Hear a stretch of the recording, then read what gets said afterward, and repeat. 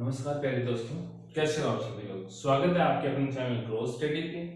जैसे कि आप जानते हैं कि हमने इतिहास में सीरीज चला रखी थी एंशियंट हिस्ट्री, जिसमें हमने सिंधु घाटी सभ्यता पढ़ ली थी, वैदिक काल पढ़ लिया था, उसके बाद हमने जैन धर्म पढ़ लिए थे। आज हम बात करते हैं बौद्ध धर्म। बौद्ध धर्म, ठीक है। जब इसका निर्माण हुआ था, इस सिंगल पर्सन द्वारा इसका निर्मित किया गया था, उससे पहले का इसका कोई इतिहास नहीं। मतलब जो महात्मा बुद्ध थे, उससे पहले का इसमें कोई इतिहास नहीं मिलता हमें, ठीक है। तो जब इन्होंने इसकी जब स्थापना की या फिर इसका संगठन बनाया, तो उनका कोई ऐसा उद्देश्य नहीं था कि ये धर्म का निर्माण करें। उनका सिर्फ एक ही लक्ष्य था कि जो वैदिक धर्म में जो कमियां हैं उनको दूर किया जाए और जो इंसान है उसको मोक्ष की राह पे भेजा जाए, ठीक है। तो बात करते हैं आज सबसे पहले जैसे जैन धर्म में हमने उदय के कारण जाने थे, वैसे ही बौद्ध धर्म में उदय के कारण थे कुछ, ठीक है। पहले अगर बात करें समाज में कर्म कांड में प्रधानना, यानी समाज ऐसा हो गया था कि हर चीज में क्या होता कि यज्ञ करवाओ, ये करवाओ, बलि दो, यानी कर्म कांड भी सब कुछ हो गया था समाज में, ठीक है। उसके बाद बात करते हैं तो ब्राह्मण वर्ग का सर्वोच्च, यानी ब्राह्मण ही सब कुछ होने लगा। वो राजा को सलाह देता था, वो जनता को भी सलाह देता, यानी सब कुछ उसके कहे मुताबिक चलता था।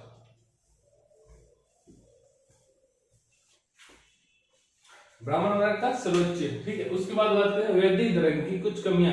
वैदिक धर्म था, उसमें वर्ण अब तक आते आते वर्ण व्यवस्था जन्म पर आधारित हो गई, तो वो भी कुछ कमियां थी। इन सबको दूर करने के लिए महावीर जो महात्मा बुद्ध थे, उन्होंने एक संघ बनाया और उसमें क्या किया, लोगों को जागरूक करने का काम किया कि ये सब सही नहीं है, इनसे आप दूर रहें, ठीक है। और उसको ही आगे जाके जब इसके शिष्यों ने इन सब जो उपदेशों को संकलन कर इसको एक नाम दे दिया, वो था वो बौद्ध धर्म, ठीक है। तो इसकी उत्पत्ति सबसे पहले महात्मा बुद्ध द्वारा की जाती है, मतलब वो ही थे जो अपने घर त्याग करके इसके लिए कुछ करते हैं, ठीक है। तो सबसे पहले बात करते हैं महात्मा बुद्ध। तो हमने जैसे महावीर स्वामी के बारे में पढ़ा था, उनका बचपन का नाम वर्धमान था। तो महात्मा बुद्ध का भी बचपन का नाम था सिद्धार्थ, ठीक है। इनका जन्म हुआ था 563 बीसी, 563 बीसी इनका जन्म 563 बीसी कपिलवस्तु के लुम्बिनी ग्राम में वैशाख पूर्णिमा के दिन हुआ था। कपिलवस्तु के लुम्बिनी में वैशाख पूर्णिमा के दिन हुआ 563 बीसी। इनके पिता का नाम था सुधोधन, क्या था सुधोधन, जो एक सांख्य कुल से राजा थे। कहाँ के थे? कपिलवस्तु के राजा थे, ठीक है। उसके बाद बात करते हैं माता थी महामाया।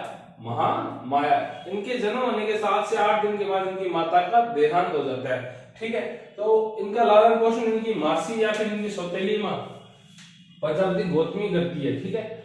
और इनकी पत्नी का नाम था यशोधरा और पुत्र था राहुल, ठीक है। अब इन्होंने क्या किया था कि जब इनका जन्म हुआ था तो एक भविष्यवाणी हुई थी कि ये है ना भविष्य के अंदर सन्यासी बनेगा। तो इन सबको देखते हुए इनके पिता सुधोधन ने इनकी सारी व्यवस्था महल में करवा दी, लेकिन एक दिन ये चोरी छुपे बाहर घूमने निकल जाते हैं अपने दोस्त के साथ, ठीक है। उसमें क्या होता है कि इन्होंने 4 व्यक्तियों को देखा। 4 व्यक्तियों, सबसे पहले जब ये महल से निकले उनको एक वृद्ध व्यक्ति मिला हुआ जब वो, ठीक है, उनकी चेहरे पर जरे वगैरह पड़ी हुई थी, तो वृद्ध व्यक्ति मिला।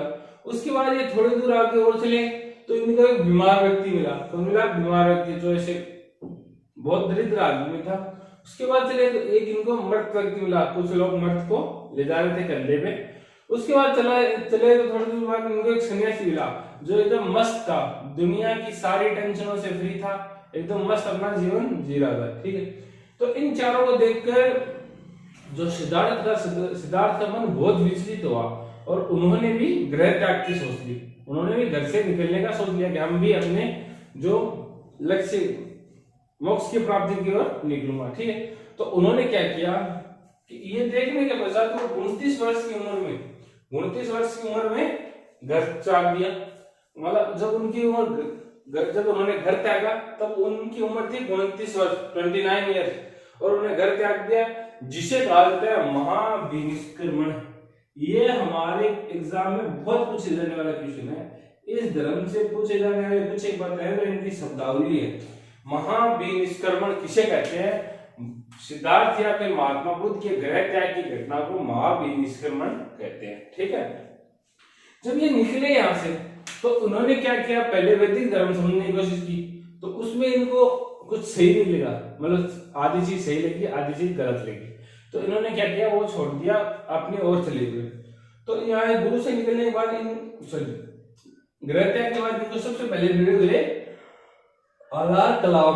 सबसे पहले गुरु कौन मिले, आलार कलाम। इनको वैशाली के अंदर सबसे पहले गुरु मिले थे आलार कलाम, लेकिन इनसे भी जो इनकी इच्छाएं थी वो इनसे नहीं ज्ञान मिल सका, मतलब अपनी इच्छाओं के मुताबिक इनको ज्ञान नहीं मिल सका। तो इन्होंने क्या किया, इनको छोड़ मतलब इनसे आज्ञा लेकर आगे चले थे। इनको गुरु मिले रुद्रक रामपुत्र, मतलब दूसरे गुरु मिले रुद्रक रामपुत्र। इनसे इन्होंने थोड़ा ज्ञान लिया, पर इनसे भी इनको संतुष्टि नहीं हुई। तो यहां से ये उरुग्वेला की तरफ चल दिए।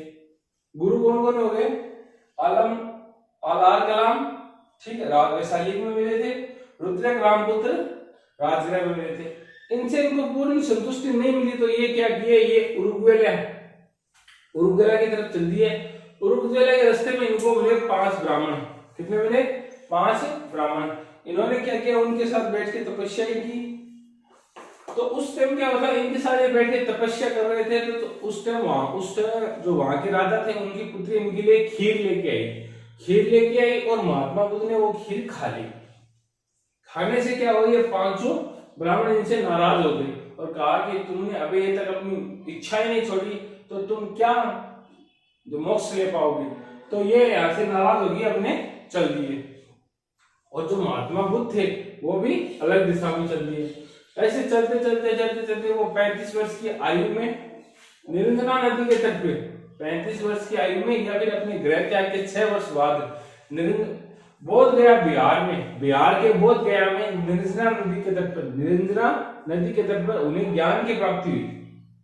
मतलब वो तपस्या कर रहे थे, तो उन्हें अपने ज्ञान की प्राप्ति हुई। कहाँ पे हुई थी, बोध गया बिहार में निरंजना नदी के तट पर वैशाख पूर्णिमा के दिन। आपको ये बात ध्यान रखनी है, किस दिन, वैशाख पूर्णिमा के दिन। और कहा, बोध गया बिहार में, और वैशाख पूर्णिमा के दिन उन्हें ज्ञान की प्राप्ति हुई। और इस घटना को संबोधि कहा जाता है, संबोधि। मैंने आपको पहले ही कहा था कि इसमें कुछ शब्दावलियां वो आपको बहुत अच्छी से ध्यान रखनी। इस घटना को संबोधि कहा जाता है। और इस दिन के बाद उन्हें बुद्ध कहा गया। क्या कहा गया, बुद्ध कहा गया। ठीक है। इसके बाद बात करते हैं, तो जब इनको ये ज्ञान की प्राप्ति हुई, तो इन्होंने सोचा कि क्यों हम अपने 5 दोस्तों को ही ये ज्ञान दिया जाए। तो यहाँ से ये बोध गया बिहार से उरुग्वेला की तरफ चल दिए। वहां पे इनको एक ब्राह्मण मिला और उसका परिवार। वहां पे इन्होंने उनको उपदेश दिया, लेकिन वो हमें नहीं पढ़ना पड़ता। इनका सबसे पहले उपदेश मैं आपको बताऊंगा कहाँ मिला। वहां से इनको पता चलता है कि इनके जो 5 ब्राह्मण मित्र थे वो सारनाथ की तरफ चल दिए। ठीक है, सारनाथ गए। तो यहाँ से उरुग्वेला से वो सारनाथ आई। तो सारनाथ आके सबसे पहले उपदेश अपने 5 जो ब्राह्मण मित्र थे, जिनके साथ इन्होंने तपस्या की थी, उनको दिया। यानी प्रथम उपदेश सारनाथ में दिया, किनको, अपने 5 ब्राह्मण मित्रों को। और इसे धर्म चक्र परिवर्तन कहा जाता है, कि इसके बाद धर्म चक्र परिवर्तन। ठीक है, क्या कहा जाता है इसको, धर्म चक्र परिवर्तन। ठीक है। अब शिष्यों की बात करते हैं, तो 5 सबसे पहले इनको उपदेश दे दिया। इनका सबसे प्रिय शिष्य था आनंद। मतलब ये इनको बहुत अच्छा लगता था। आनंद के आग्रह करने पर या फिर आनंद के कहने पर महात्मा बुद्ध ने जो अपने संघ था, क्योंकि इन्होंने उस टाइम संघ बनाया था, उस संघ में महिलाओं को आने की अनुमति दे दी। क्या है, महिलाओं, आनंद के कहने पे इन्होंने महिलाओं को अपने संघ में आने की अनुमति दे दी। तथा इसके अलावा बात करते तो उन्होंने उस तरह के कथन भी कहा था महात्मा बुद्ध ने, कि अब ये धर्म 100 साल चलने के बजाय 500 साल ही 1000 साल चलने के बजाय 500 साल ही चलेगा। क्योंकि पहले इनको लगता था कि धर्म 1000 साल चलेगा, लेकिन अब इनको कहा कि महिलाएं इनमें शामिल हो गई तो ये 500 साल ही चलेगा। ठीक है। महिलाओं को अनुमति देने के बाद इनकी पहली जो महिला शिष्य बनी थी वो थी प्रजापति गौतमी, जो इनकी मौसी थी या फिर सौतेली मां भी कह सकते हैं। फिर क्या हुआ कि ये एक जो मतलब जनपद में गए, वहां पे इनको एक जनपद में गए और वहां को इनको पेचिश की बीमारी हो गई। ठीक है। तो वहां से ये वापिस है। तो इन्होंने अपना अंतिम उपदेश कुशीनगर में दिया सुभद्र को। मतलब इनका एक शिष्य था जो इनके लास्ट टाइम इनके पास था, तो इन्होंने अपना अंतिम उपदेश कुशीनगर में सुभद्र को दिया। ठीक है। तथा 80 वर्ष की उम्र में 483 बीसी में, मतलब कि कब वो जन्म हुआ था, 583 बीसी में जन्म हुआ था, 483 बीसी में इनका देहांत हो गया। तो 80 साल की उम्र में 25 रोग के कारण इनका देहांत हो गया। ठीक है। और इस घटना को महापरिनिर्वाण कहा जाता है। क्या कहा जाता है? महापरिनिर्वाण कहा जाता है। इनकी डेथ को कहा जाता है महापरिनिर्वाण। महापरिनिर्वाण 80 वर्ष की उम्र में, और कहां पे हुआ था इनका? कुशीनगर में देहांत हो गया, जिसे महापरिनिर्वाण कहा जाता है। ठीक है। तो इन्होंने अपने सर्वाधिक उपदेश दिए थे, सर्वाधिक उपदेश कौशल या फिर श्रावस्ती में दिए थे। इनके उपनाम भी थे। इनको एशिया का प्रकाश स्तंभ कहा जाता है, जिसे एडविन अर्नोल्ड ने कहा था। एडविन अर्नोल्ड ने क्या कहा था इनको? एशिया का प्रकाश स्तंभ। ठीक है। इसके अलावा इनका एक नाम और था सांख्य मुनि। सांख्य मुनि क्या कहा जाता है कि ये सांख्य कुल से थे, जो सांख्य कुल से बनने वाला पहला मुनि यही था, तो इसलिए इनको सांख्य मुनि कहा जाता है। इसके अलावा इनको बुद्ध कहा जाता है और तथागत कहा जाता है। ठीक है। इसके अलावा बात करते हैं, इन्होंने 4 सत्य दिए थे। मतलब संसार में हर चीज की कोई वजह होती है, इसके उपलक्ष्य में 4 सत्य दिए थे। पहला, विश्व में दुख है, मतलब सारे विश्व में दुख ही दुख है, कोई जगह यहाँ है जहाँ दुख नहीं। ठीक है।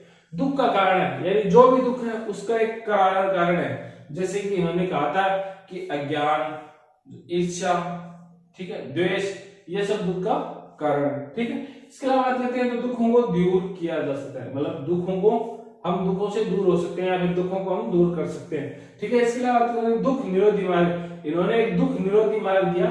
ठीक है। दुख निरोधी मतलब इन्होंने कुछ ऐसे उपाय बताए जिससे कि दुखों से हम दूर रह सकते हैं। ठीक है।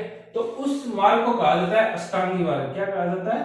अष्टांगी मार्ग। इन दुख निरोधी मार्ग को कहा जाता है अष्टांगी मार्ग, जिसका उल्लेख हमें तैत्तरीय उपनिषद में भी मिलता है। मतलब ये अष्टांगी मार्ग का उल्लेख हमें तैत्तरीय उपनिषद में मिलता है। इसमें क्या क्या मिलता है? सम्यक दृष्टि, ठीक, मतलब सही देखो, सम्यक संकल्पना, सही सोचो, सम्यक वाक, मतलब अच्छा बोलो, सम्यक आजीव, सम्यक व्यायाम, डेली व्यायाम करो, सम्यक कर्मार्थ, अच्छे कर्म करो, सम्यक समृद्धि और सम्यक समाधि। क्या हुआ? सम्यक दृष्टि, सम्यक संकल्प, सम्यक वाक, सम्यक आजीव, सम्यक व्यायाम, सम्यक कर्मार्थ, सम्यक समृद्धि और सम्यक समाधि। ठीक है। ये अष्टांगी मार्ग दिया। और इसके अलावा बौद्ध धर्म में 3 रत्न दिया, बुद्ध, धर्म और संघ। बौद्ध धर्म के 3 रत्न है, बुद्ध, धर्म, संघ। बुद्ध, धर्म, संघ, बुद्ध, धर्म, संघ। ठीक है। अब जब महात्मा बुद्ध का देहांत हो गया तो ये जो इनका प्रचार प्रसार के लिए इनके राजाओं ने इनका जो कि सहायता की और कुछ सभाएं बनाई, सभाएं या फिर समिति बनाई। पहली सभा थी 483 बीसी में। पहली सभा कहां हुई? 483 बीसी में। किसने करवाई? अजात शत्रु ने। यानी पहली सभा 483 बीसी में अजात शत्रु ने महाकश्यप की अध्यक्षता में, मतलब किसी पहली सभा 483 बीसी में अजात शत्रु ने महाकश्यप की अध्यक्षता में राजगृह में करवाई। कहां पे करवाई? राजगृह में। दूसरी की बात करते हैं तो ये कहां हुई? ये 383 बीसी में हुई। कालासेक ने वैशाली में। यहाँ पे एक चीज हो है कि यहाँ पे धर्म का फर्स्ट विभाजन होता है।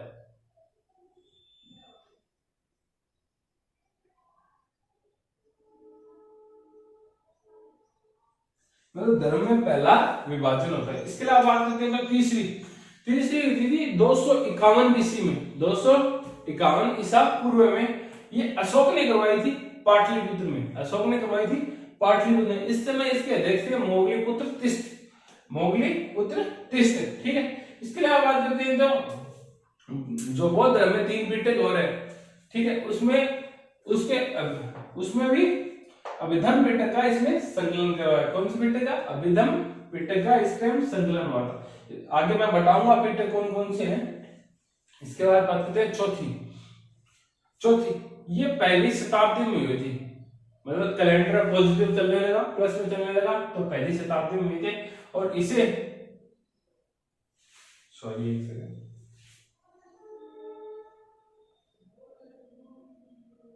लिखने में थोड़ा सा गड़बड़ हो गया।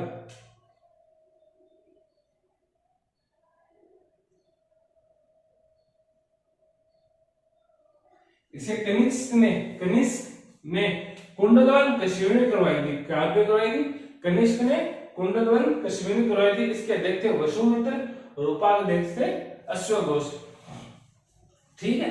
इस टाइम क्या हुआ? धर्म दो शाखाओं में बट गया। पहला विभाजन कब हुआ था? 383 बीसी में। उस टाइम क्या विभाजन हुआ था, कुछ और खासा फर्क नहीं पड़ा था। लेकिन इस टाइम क्या हुआ? धर्म दो हिस्सों में बट गया, एक तो हीनयान, एक महायान।